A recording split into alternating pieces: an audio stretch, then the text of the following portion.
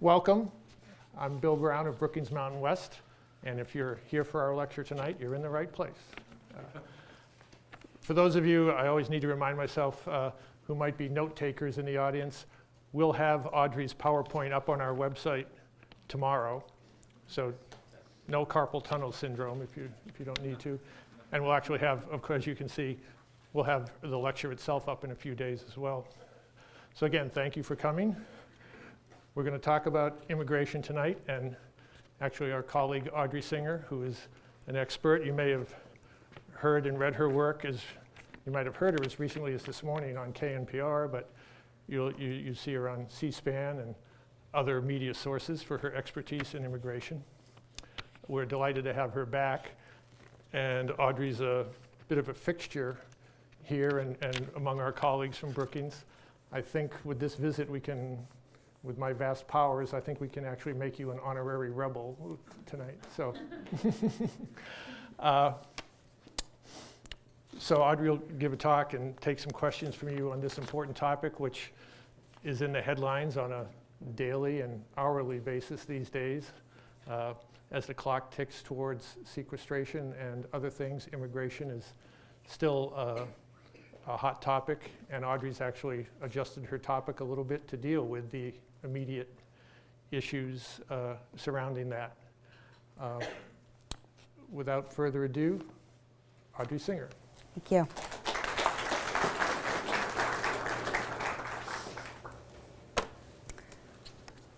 Great to see everybody here tonight. Thanks for coming out. Just going to take a sip of water. Get this going at top speed because we have a lot to talk about tonight. I'm really happy to be here. It's an exciting moment if you're working on immigration issues right now. There's, as Bill mentioned, it's an evolving discussion, fast-moving debate. There's news every day on what's happening in the immigration policy world. But U.S. lawmakers are facing a number of issues at this point in time. The biggest issue right now is the $85 billion budget cuts that will soon take effect if Congress doesn't act by Friday. Coming to agreement on how to stop sequestration from happening does not look promising in the near term. However, Congress's action on another issue where agreement is notoriously difficult to find is well underway. That is, changing immigration policy to function better, to address shortcomings of the current law, and to anticipate future admissions needs. Congress has not attempted to revamp future immigration policy since 2007, and at that moment in time, there was a bill that was offered but failed after a very contentious debate. I'm sure many of you remember that.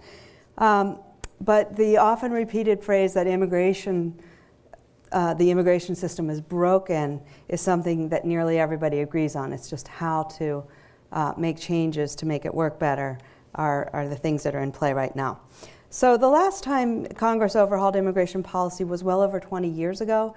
It happened in two pieces, two big bills. The first major reform came with the 1986 Immigration Reform and Control Act, which included a legalization program, one of the first mass legalization programs that we had in this country, provided over 3 million immigrants with legal status, along with stepped up enforcement efforts on the border and in the workplace. This law included employer sanctions, provisions that made the hiring or employment, knowing and hiring or employment of unauthorized immigrants illegal. Prior to that, it was not illegal to hire immigrants who are not authorized to work in the United States. So things changed a lot in 1986 for immigrant workers, not so much for employers, because the employer sanctions part of that program was not strictly enforced. In fact, it was hardly enforced at all over time. In 1990, the immigration admission system was overhauled, and the number of visas was increased. A priority system was implemented that allocated green cards for both family members of U.S. citizens and residents and for workers who were sponsored for jobs. This system is the one that we still use today. It's been tweaked a little bit here and there, but that happened 23 years ago. And so it's interesting. Prior to last fall's presidential election, I could say that slow economic growth following the Great Recession had helped to shift the focus of the immigration policy debate from border security and illegal immigration to visas to grow the economy. So we were getting much more concerned about how we could experience economic and job growth. But now I can add that Republicans have new incentive to make immigration reform happen after the election, when they failed to capture enough of the Latino vote to ensure a presidential win. So this has really bumped up the process, the speed of debate and agreement, and if you're optimistic, it looks very hopeful. If you're pessimistic, we can talk later. So tonight I'd like to talk about elements of the current debate, situate some of my current research on immigrant workers within that debate. How do immigrants fit into the U.S. labor force? How can they fit better? And what is the shape of future policy changes? So I'm going to talk about immigrant workers and human capital investment. But first I want to talk about where we are on policy a bit. So the answers to those questions, of those very basic questions, really matter because our economy is dependent on immigrant labor now and for the future. The U.S. population is aging rapidly as the baby boom cohort enters old age and retirement. As a result, the labor force will increasingly depend upon immigrants and their children to replace current workers and fill new jobs. So there's a demographic imperative that's driving a lot of these decisions. And I think it's pretty clear. According to estimates by the Pew Hispanic Center, Jeffrey Pissell, the demographer at the Pew Hispanic Center, two important considerations emerge. The first is, without immigration, the working age population would begin to decline in 2015, just a few years away. The second is that immigrants and their children will provide virtually all of the growth of the U.S. labor force over the next 40 years. So when you think about where we're going, what's happening to our aging society, where this new source of workers is coming from, this is an important consideration. So it means that we not only need better admissions policies, but policies that support the human capital advancement of immigrants already living in the U.S. here at all skill levels, and making sure that the entire workforce, native and foreign-born workers, are prepared for a competitive, globalized economy should be one of our greatest priorities. In terms of immigration policy, we have some really broad basic questions. How many immigrants should we admit? Who should we prioritize? And how do we modify our current immigration policy to better meet national and local economic needs? This is, broad outlines. I'm going to talk to you now about three key big, broad issues that are currently being debated, just so you can get a sense of where we are on these issues. The first of these key issues is enforcement, and this includes border enforcement, primarily concerned with U.S.-Mexico border, where spending is up, apprehensions are down, they're at a 30-year low, and deportations are at an all-time high. It also includes worksite enforcement with an employer verification system so that employers can check whether potential hires have authorization to work in the U.S. So this is something that's been missing since that last 1986 reform that I talked about, where employer sanctions were actually put into place, but there was no realistic system. And when you apply for a job, you have to demonstrate your identity, but it doesn't actually, there's no mechanism to check whether the employer can check whether you have the right to work in the United States. So there's fairly widespread agreement on the need for these mechanisms, although there are likely large differences of opinion on how much border enforcement we need, how much money we need to spend on the border versus whether we should have more of an internal worksite enforcement system in place. And I don't think there's clear agreement on what that verification system should look like. So that's enforcement. Legalization is the second big issue that we're facing, and this has traditionally been one of the most contentious issues in Congress. What to do with the estimated 11 million people who are living in the United States without legal status has been a huge part of the debate. In the last couple of months, that we've seen a growing consensus among both Democrats and Republicans in the House and in the Senate that there has to be a legalization program. And this is a kind of a breakthrough moment that we've been waiting for quite some time. So what would a legalization program look like? Most likely it includes, well, there's one group that has very widespread support for legalization, and that's the Dreamers, people who are brought to the U.S. as children, who are lacking legal status, but in most ways are American, but they lack the formal right to live and work in the United States. There's an estimated 1.7 million who fit into this category, and so there's another 9 million or so who are living here in an undocumented or unauthorized or illegal status in this country. So one of the big questions is whether to extend, how far to extend legal status to this group. Who would that include? All 11 million or some portion of it?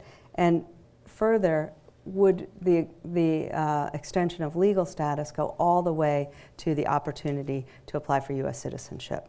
And so basically, how long is the path? How far should it go is one of serious points of debate right now.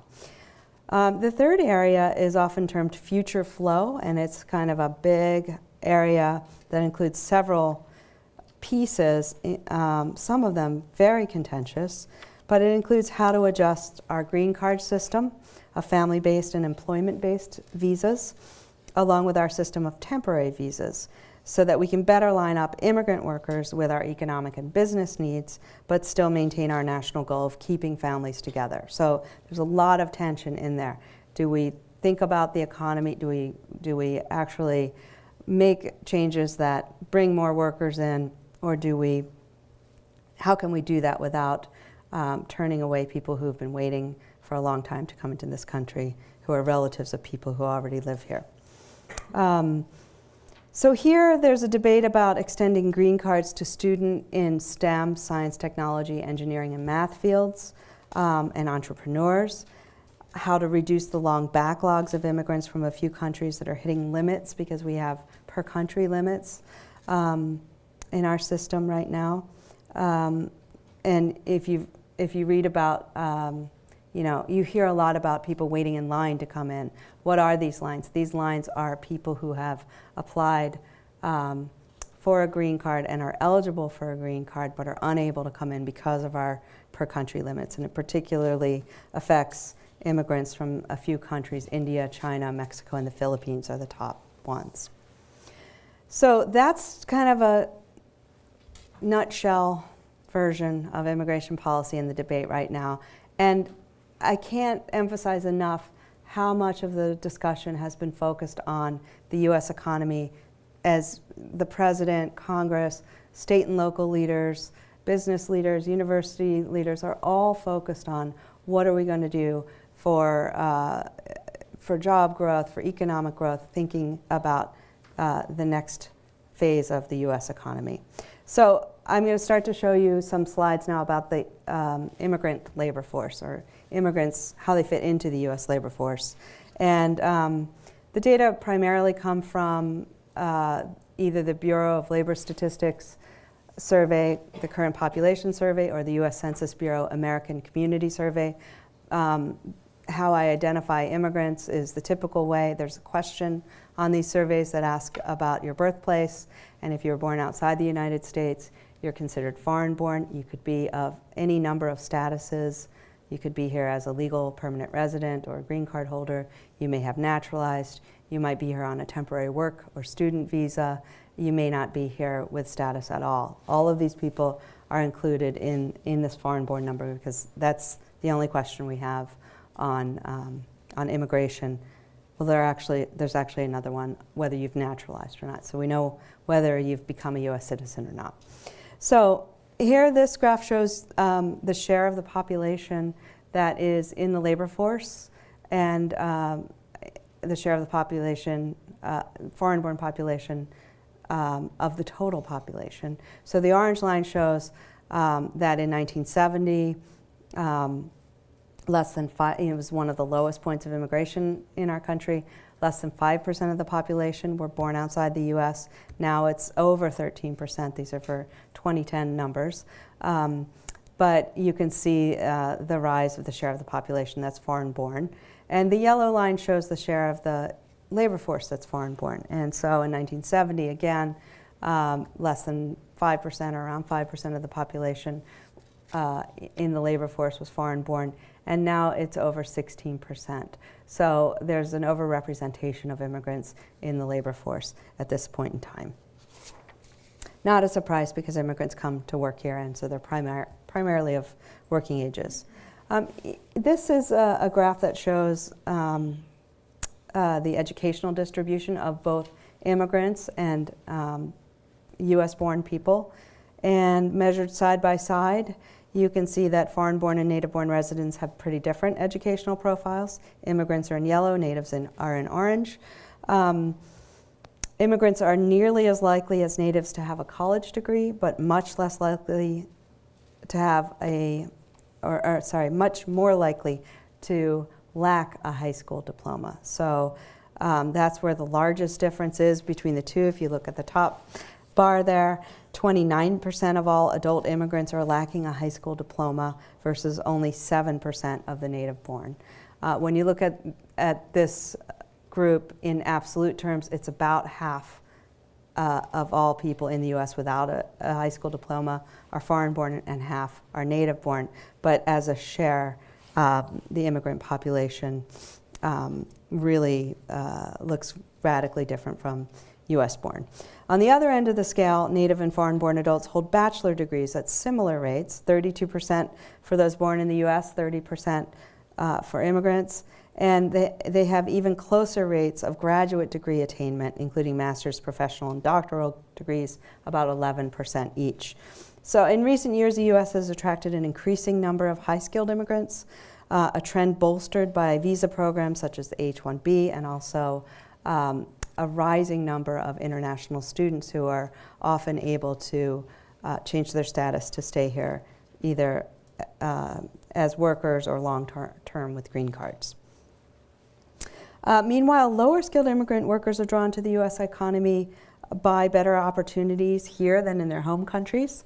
As the U.S. population has become more educated, the demand for lower-skilled workers has been increasingly met by immigrant labor. As recently as 1994, 72% of employed persons without a high school diploma were US-born. 16 years later, they make up only 48% of the total. So as the education levels of the US population are rising, the need for these lower skilled workers has increased. I did a study of immigrants in certain industries. I focused on 8 industries where they're overrepresented. 4 of them have majority low-skilled workers: accommodation, agriculture, food services, and construction sectors. And then I've focused on 4 that really stood out in higher skilled or mixed industries: high-tech manufacturing, information technology, life sciences, and healthcare. So you can see that all 8 of these, except for healthcare, have a higher share of immigrants in jobs in those industries than the national average, which was again around 16%, which is that orange line running through. Health sciences barely reaches that line, but it's the industry with the largest number of immigrant workers, about 2 million. Overall, in these 8 industries, 37% of workers are foreign-born. And so I looked at the education levels between native and foreign-born workers in these industries. In some of the, these 4 high-skilled sectors are some of the industries most highly associated with immigrant workers. Immigrants in these four industries are more highly educated on average than the native-born. They're similar, but more than half of all workers in these industries have a bachelor's degree or more, except for healthcare. And the foreign-born are more likely to have a BA or more than native-born in each of these four industries. In low-skilled industry, at least the four that I looked at, levels of attainment between immigrants and natives diverge, and immigrants lag. This is particularly true in the agriculture and accommodation sectors. Among workers in agriculture, 77% of the foreign-born do not have a high school diploma versus 23% of native-born workers. In accommodation and food services, more than half of all foreign-born workers don't have a high school diploma. Only 1/3 of native-born workers are in that educational category. And in construction, the majority of native-born workers have at least a high school diploma, while 60% of immigrants are considered low-skilled or without a high school diploma. I also looked at some of the fastest growing and largest growing occupations, so a much smaller category. Those big, broad industry sectors include people working in a number of occupations. But I looked at what the Bureau of Labor Statistics projects to be the jobs where there will be the most job growth in absolute terms, and I also looked at the fastest growing percentage growth of for occupations with the, I'll show you in the next slide because that's not coming out too smoothly right now. But here you can see they're the top 15 occupations that are expected to see the largest numerical growth. 8 of them have high shares of foreign-born workers who are currently employed in these jobs. So the question is, if we look into the future, will these jobs be jobs that continue to have high shares of immigrant workers? I also color-coded them by skill levels, with the gold bars being low-skilled occupations, so occupations where the majority of the workers don't have a high school diploma. The orange are the high-skilled, so that's a bachelor's degree or more, and middle skill is the group in between at least a high school diploma, maybe some other training or an associate's degree. And so you can see the majority of the jobs that are occupations that are expected to grow the most jobs in the next, well, it's between 2010 and 2020, are low-skilled. And many of them have pretty large shares of immigrant workers, or at least a similar share as their representation in the labor force. Here you can see home health care aides and personal care aides are at the top. That's definitely related to the projection of this country getting old. We're aging rapidly. The baby boomers turned 65 very recently. There's about 79 million baby boomers who are on the verge of becoming senior citizens over the next 20 years. And so we're going to age rapidly, and taking care of this population is going to be a large part of our labor force growth. And some of these largest growing occupations are low-skilled healthcare sector jobs like home healthcare aides and personal care aides. Other lower-skilled occupations with high current foreign-born shares include food prep and truck drivers, laborers, child care workers, cashiers. These are all occupations that have high shares, relatively high shares of foreign-born workers in them. So if we can expect the trends to continue, immigrant workers will play a large role in these occupations. In terms of the fastest growing occupations projected by Bureau of Labor Statistics, you can see a different mix, but there are some similar occupations on both lists, or same occupations. Again, the gold are low-skilled occupations, and at the very top there are 4 construction jobs. So as the construction industry begins to grow again, suffered great job loss during the financial crisis, the housing bust, these are jobs that are expected to grow fast because there's been a lack of workers who've been employed in these jobs. Iron and rebar workers are currently two-thirds of the workers in that occupation are immigrants, and helpers to brick masons, marble setters, carpenters, and pipe layers are also at the top of the list, also have high shares, more than a quarter of all workers who are foreign-born. Healthcare workers are also on here, and so you see again 2 occupations that we saw in the last slide, home healthcare aides and personal care workers. We also see nursing aides. And so these are occupations to watch as we go forward in the next decade. And immigrants clearly play a large role in these occupations now, and I would expect them to continue to as we go forward. So as we think about job growth, I want to shift now to another research project that sort of grew out of a few pieces on labor force and how local areas are dealing with immigrants and immigrant workers in their midst. And so, you know, I've been talking about these national numbers. I presented the national debate to you. Federal immigration policy is a national issue. It's set at the federal level. It's debated at the federal level. But the impact of immigration is at the local level. And so just to point out a few important statistics, 95% of all immigrants in the U.S. live in metropolitan areas. 85% live in the 100 largest metropolitan areas. So there's a small rural population.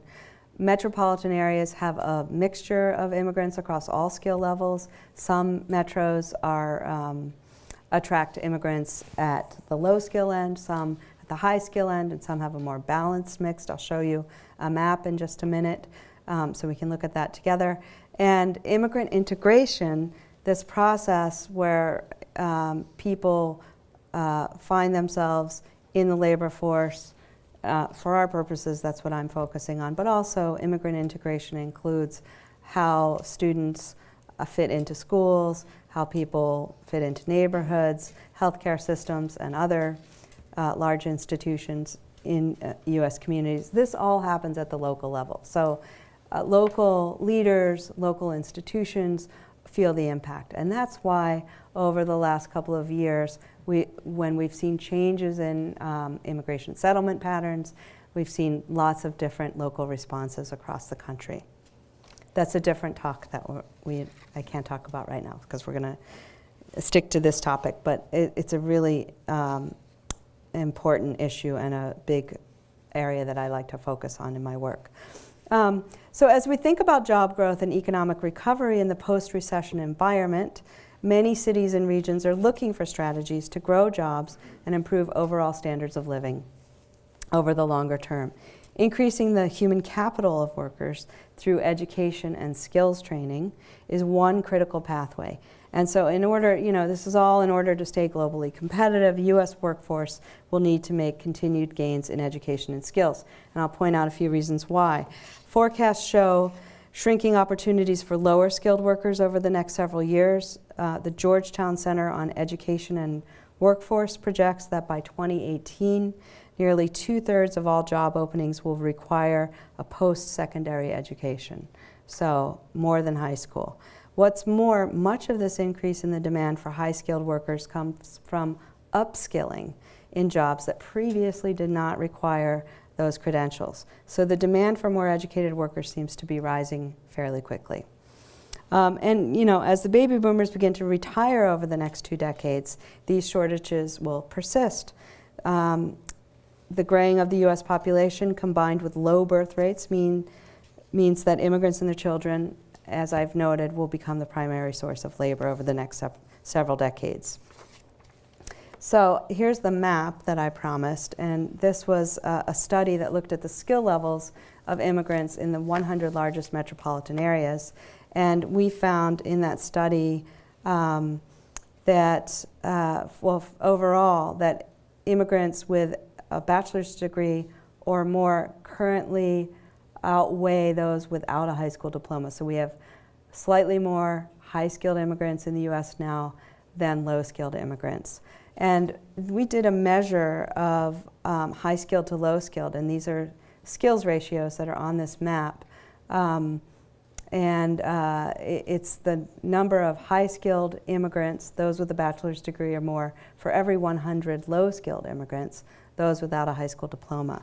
And the blue ones are skills ratios that tip towards high-skilled, red are tipping towards low-skilled, and the green are more balanced immigrant populations. And you see lots of interesting patterns that emerge. Some are not surprising at all. In some of the big coastal immigrant gateways on both coasts, you see higher skilled immigrants. These are, places like San Francisco and New York and Washington, D.C., places like that, Seattle, up in the Northwest. In the more traditional Mexican settlement states in the Southwest, including Nevada, you see that there are many more lower skilled immigrants than there are high skilled immigrants. And so this is kind of a function of the educational levels of immigrants who are populating these places. And in the Southwest, we see primarily Mexican and Latin American immigrants who tend to be lower skilled workers coming to this country. And then you see in the Great Lakes area, a lot of those metropolitan areas have a skills ratio that tilts towards high skilled. And those are places with very low levels of immigration. The immigrants that are going there or who have been living there for a long period of time tend to be trained, highly skilled immigrants who are fitting into the labor market. And then you see in some of the newer destination areas like Georgia, North Carolina, Tennessee, places in the South that don't have a history of immigration, immigrants from a mixture of backgrounds are moving to those places. You see a more balanced skills ratio. So just a little bit more demography to hammer the point home, because I am a demographer and I do care about these things, and I think it makes a lot of sense when you can see it. This is what the age structure of the US-born population and the foreign-born population looks like today. The immigrant population is heavily concentrated in the prime working ages. So if you look at the native-born population, 57% are 20 to 64 prime working ages versus 79% of the immigrant population. The real difference in the population and the reason why, immigrants come here to work. It's no surprise that they're in the prime working ages, but they have children who are mostly born in the United States. So those children don't appear on the foreign-born side because they're US citizens, and they are on the native-born side here. So that's the big difference between these two groups. So let's see, 30% of the native-born population are 19 and under versus only 9% of the foreign-born population. And again, that's primarily because immigrants or children who are born in the US are US citizens. I want to shift and talk about immigrants who are already living in the United States, and this was the subject of this paper where I looked at what kinds of strategies regions could have to help grow their local economies through looking at their immigrants a little bit differently. So here I'm thinking about how, with some additional training and guidance, immigrants could move into jobs in high demand sectors that would benefit local economies. Metropolitan areas, cities, and regions are the contexts where immigrants integrate into labor markets.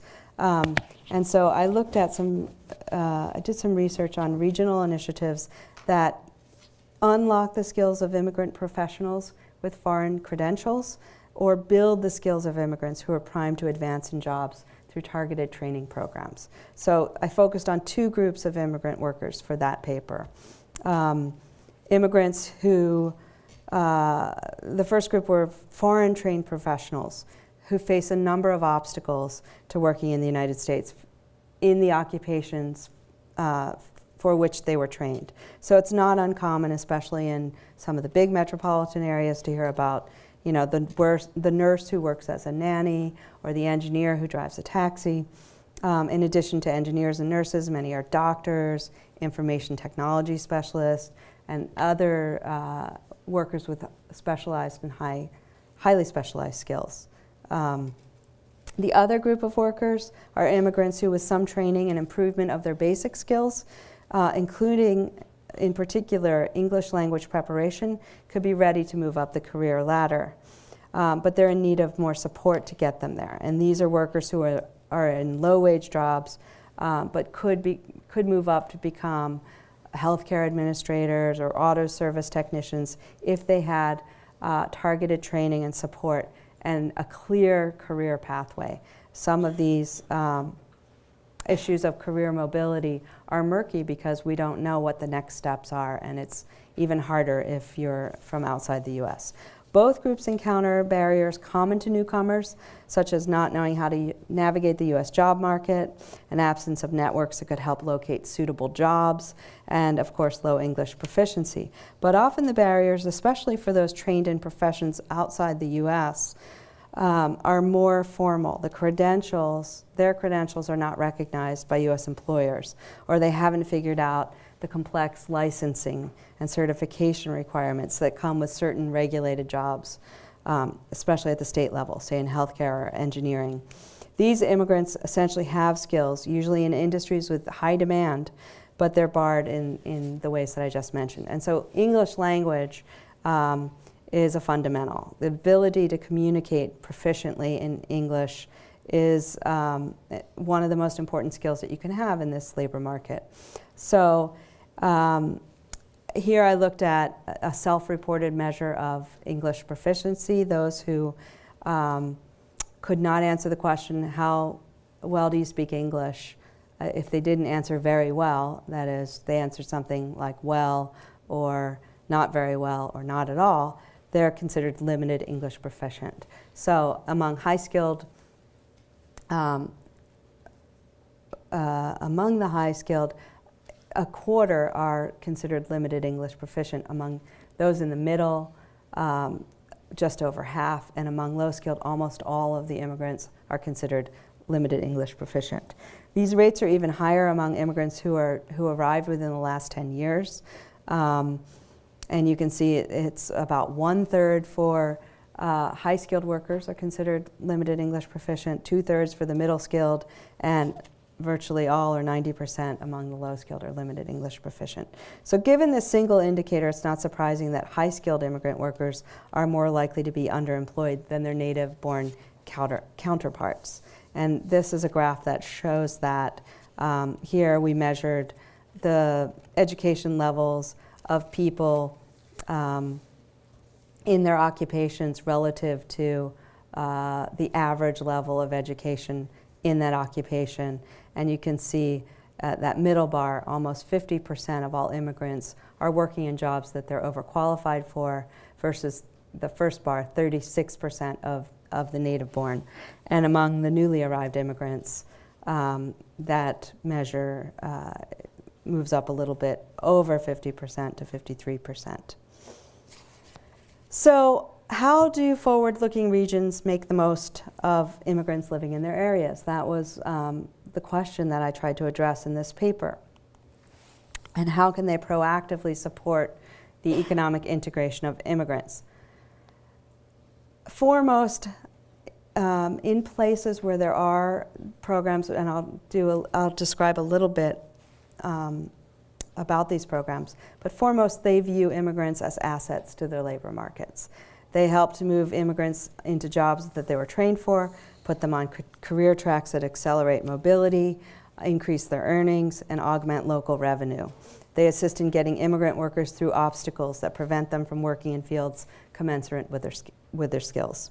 So I looked at programs across the country, found some of the best local programs, and it's important that they are local because regional economies are different, regional demands in different industries are very different, but they share the characteristic that they're intentionally aimed at the resident workforce. So these are programs designed to work with people living in the U.S. already. This is not a suggestion to bring additional immigrants into the United States or change the status of people who are here in any way. It's more about the here and now and how regions can make the most out of the people living in their areas.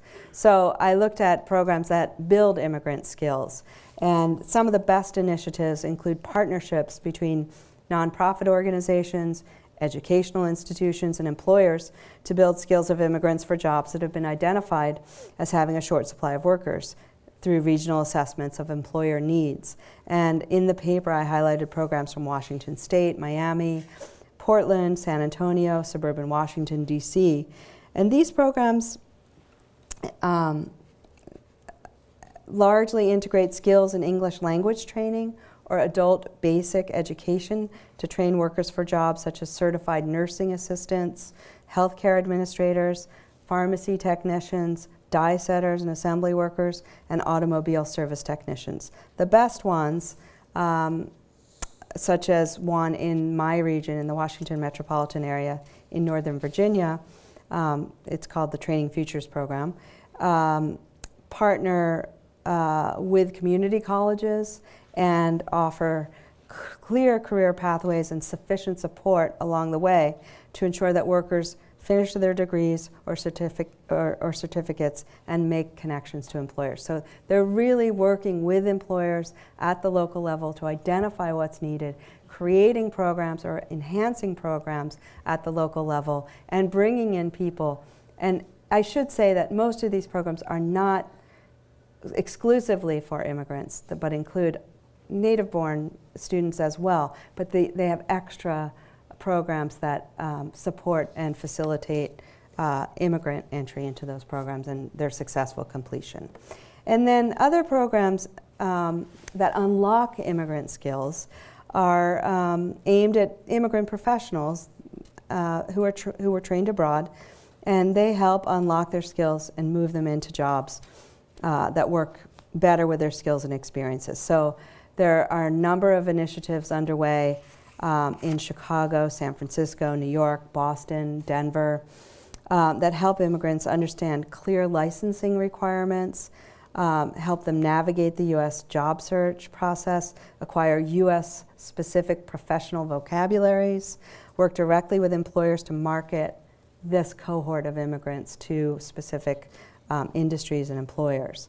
And there are a number of programs. You're going to have to read the paper. It's very short, though, which is very nice, to see some of the kinds of programs that I'm talking about. But in some, metropolitan areas have the opportunity to build the capacity of their workforce from within by investing in immigrant residents, and especially by targeting sectors with shortages of trained workers, and by both building and unlocking the human capital, the skills of immigrants who are already living in their areas. Many of the programs I highlight in the paper are run by nonprofits or partnerships between nonprofits and educational institutions. Community colleges play a very prominent role, and they should. They are affordable access points for training. Many have proactive agendas to provide education for immigrants and the second generation, the children of immigrants. Many of the community colleges in large metropolitan areas serve a large immigrant population.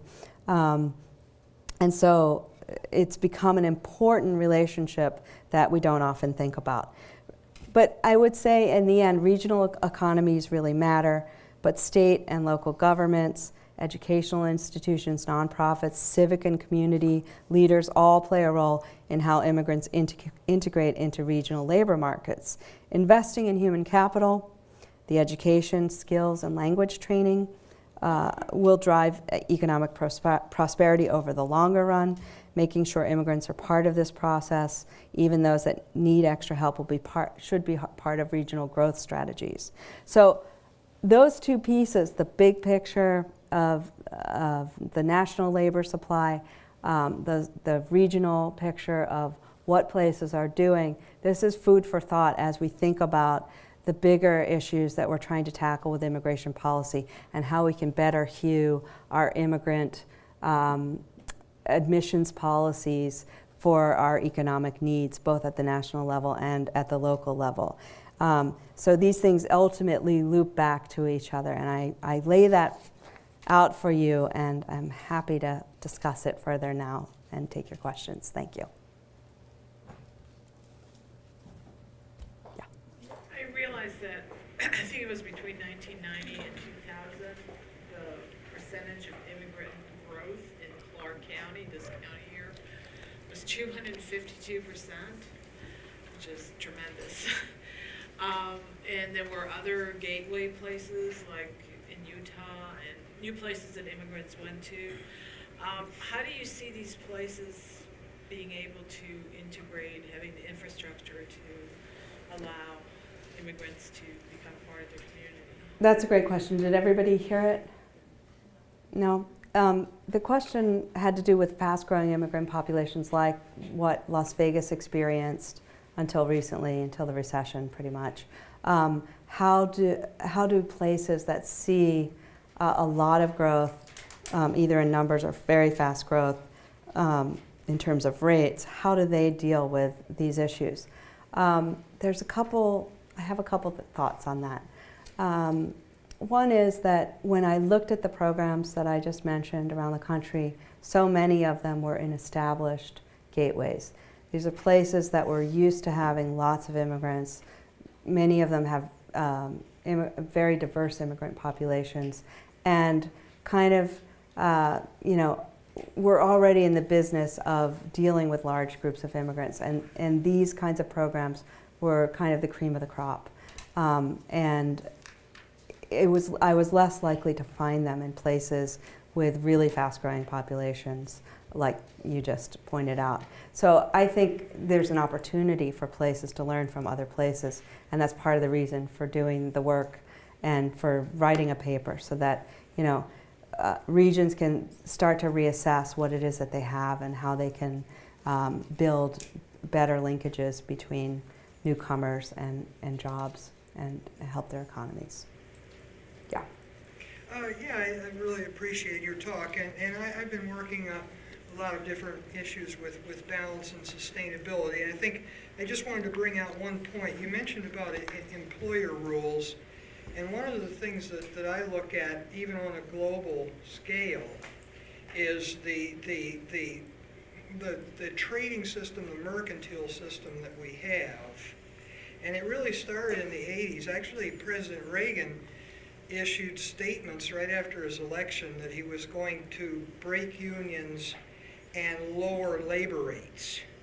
And he actually said lower labor rates by bringing in immigrants. And see, I just want to make sure that we do it in a balanced and sustainable manner. I think he succeeded beyond his wildest expectations, because since then, wages have decreased, and we're now at a place where we have the lowest percentage of employed people of our population since the 50s.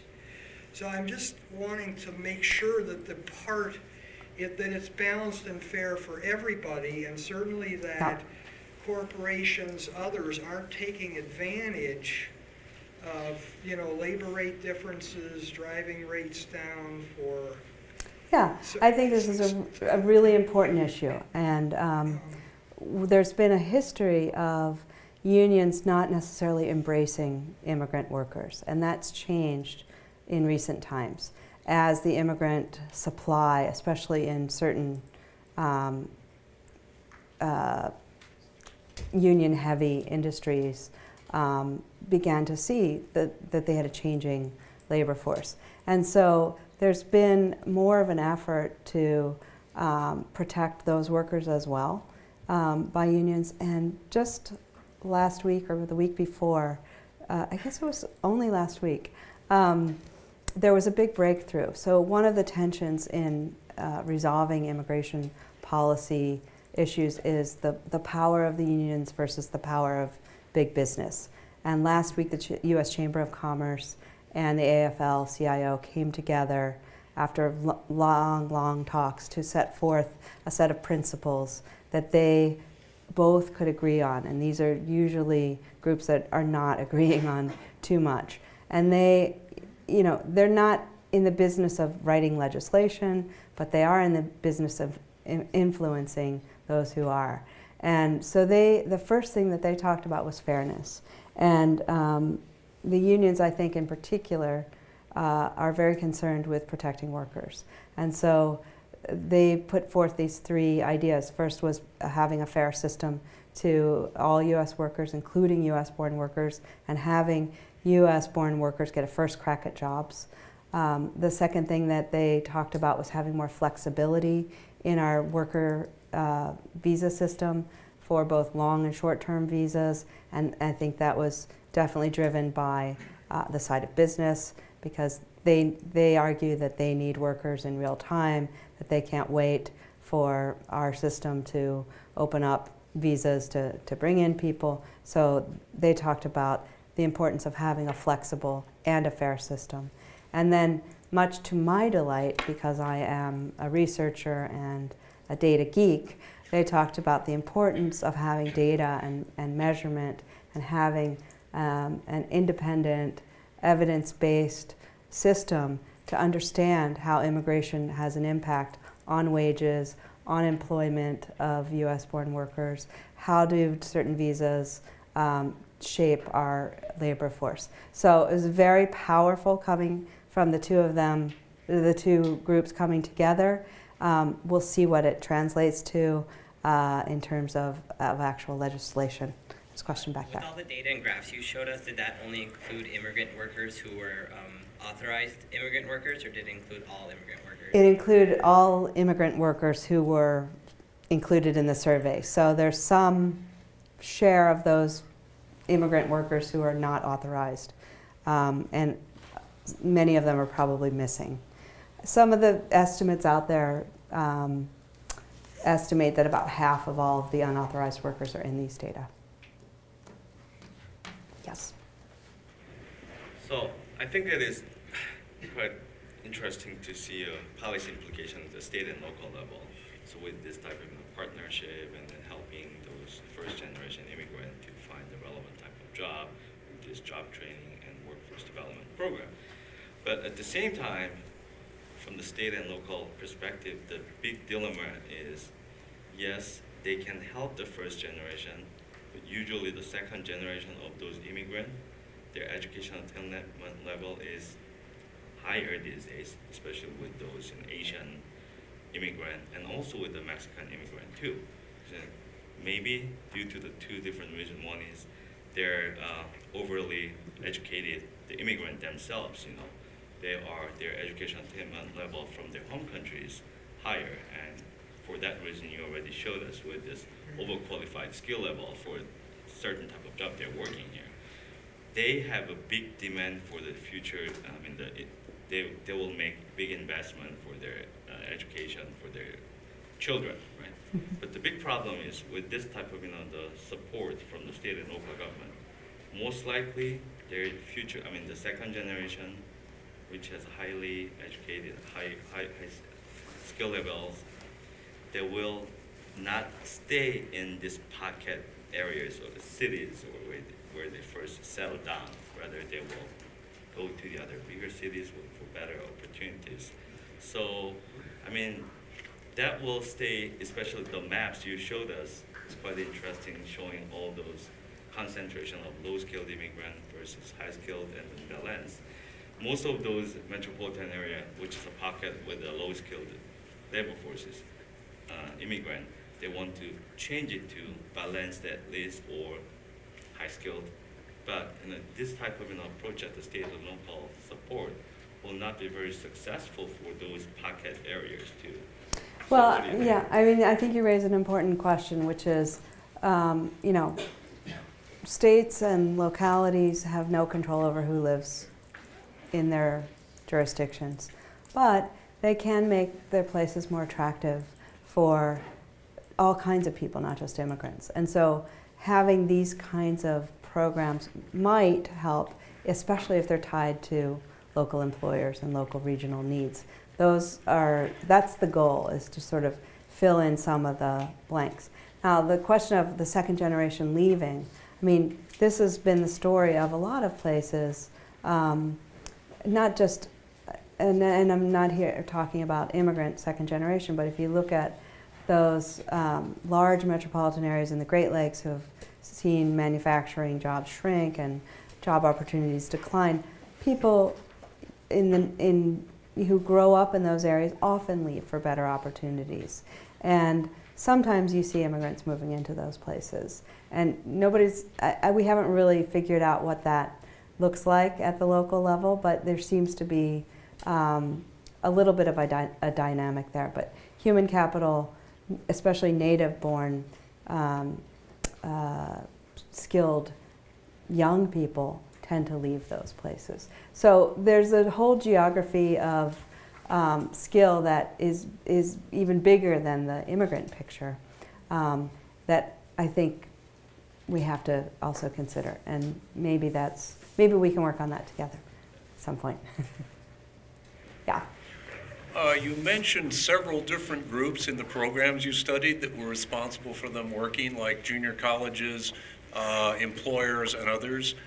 What was the main impetus group, the group that got things started, that you felt was most important in the successful programs? Well, in the paper I highlight, we also had an event around this paper when I put it out, and we had, this is a good example, we had the president of Northern Virginia Community College who came and spoke about the programs at his school, and he highlighted in particular one program that worked with students who became, I can't remember right now, I think healthcare administrators. So not a very high-skilled job, but more professional than what they had been working at. So this is a president of a university, of a community college, large community college in a large metropolitan area with a very diverse student population overall, and an incredibly high share of students who were either foreign-born or the children of immigrants. And so he's sort of on the cutting edge of what these programs mean and what they mean for the region. And he talked a lot about how he worked with people who were making regional economic development decisions and employers and kind of bringing those together. And that was one of the finest examples, and it happened to be in my backyard that I could find.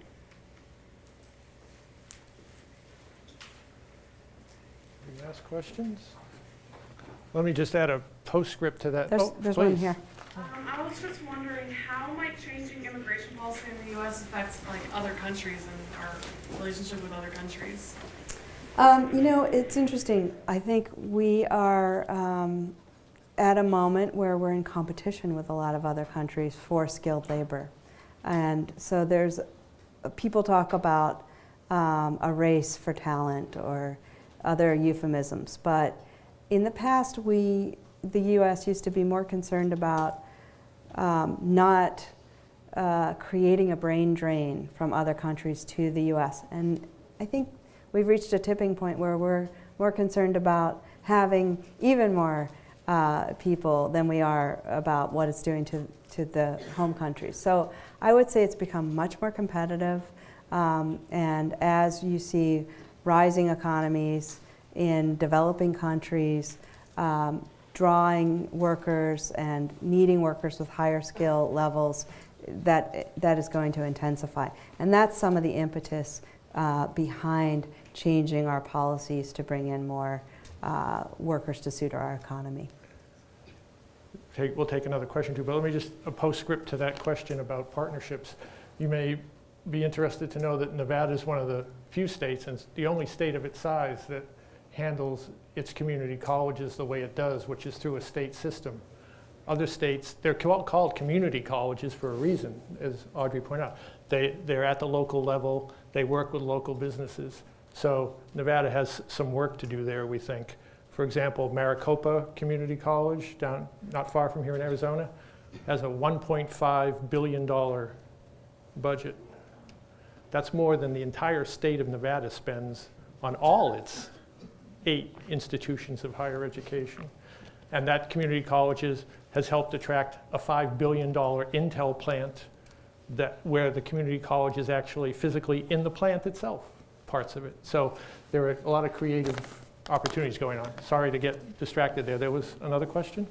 Question for you. You mentioned that the slides and data could be available They'll be on our Brookings Mountain West website. If you visit that through the UNLV website, you'll see lectures, and we'll have the PowerPoint up tomorrow and the actual lecture itself in a few days. We have all our lectures up there, so you'll see about 40 or so lectures, but you'll be able to find it in the chronological list. Thank you. Sure.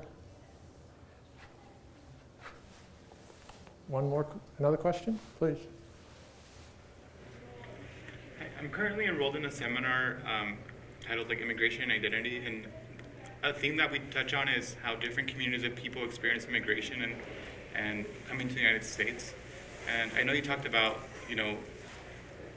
incorporating the current immigrants and future immigrants into the United States will most likely have something to do with education and the STEM industries. How would that affect women in other communities who are historically not a part of those studies and industries? Well, I think I maybe didn't state this clear enough, but there's an emphasis for STEM and high skilled, but that's not the majority of immigrants that we have or that are coming here. I was focusing on that because that's a big part of the debate and also a big part of how we're interested in growing. So there are plenty of immigrants here who are working in jobs that have nothing to do with STEM. And so, some of these programs that I talked about where the attempt is to help people build their skills, a lot of women are in those programs and are moving into career tracks where they can see clear mobility and moving ahead in certain ways. I mean, a lot of people are stuck in low-wage, crappy jobs, frankly, and there's a great need for people to do those jobs in this country, and a lot of, immigrants end up in those places. But the idea is not to get stuck in those kinds of occupations and to help people move forward. Maybe with regarding that STEM policy, because I was in Santa Barbara to attend a conference, and similar type of paper was presented there, and they did a case study with the STEM related immigration policy, and that's mainly to fight against this reverse or return brain drain from those countries like India or China. They came to the United States to get the higher education, and maybe they get the PhD or professional degree, and they used to stay in this country working for these professional businesses or the STEM industry, but now they have better opportunity in their home country. So right after they get this PhD or professional degree, they go back to their country. So this type of visa system is kind of will serve as attraction to hold them within the United States. It's possible. So I think everybody stay tuned and pay attention to immigration policy and debates, because it's going to be really interesting to see where we end up over the next couple of months. And it's likely that if something happens, there will be a lot of people that will be happy that something did happen, but I don't know if it'll please everybody in the end when you have to make lots of compromises, how the policy works. But there's a lot of hope right now that this is moving, and it's moving pretty quickly. So I hope this will help you think about it as you hear the news in the coming months. Thank you, Audrey. Audrey will be here for a few minutes if we didn't get to your questions. Thank you for coming. I hope we can see you next when we meet on March 12th. A colleague, John Hudak, will here to be on an interesting follow-up topic, which is capitalizing on the nation's capital. That is an academic title, but it's about how do states get their fair share back from the federal government. And it may not surprise you to know that Nevada is 51st out of 51. We can't even beat the District of Columbia at that. So hope we see you here.